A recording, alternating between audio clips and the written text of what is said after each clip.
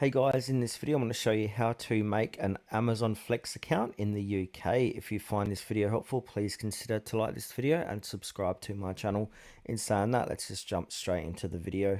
Alright, so in order to create an Amazon Flex account in the UK, you need to make sure you meet the requirements. So you must be at least 18 years of age and also possess a valid full UK driver's license. You must also have a valid UK national insurance number and your vehicle access to a suitable for vehicle for deliveries. And you also obviously must own a smartphone to run the Amazon Flex app. Now from here, you want to download the Amazon Flex app. So you go to your App Store or your Play Store and just simply go ahead and search for Amazon Flex and download it. From there, you need to create a new account or simply log in. Now, once you've done that, you want to open up the Amazon Flex app, create an account. That includes your full name, your email address and phone number, and upload any necessary documents such as UK driver's license, and then provide your UK national insurance number as well.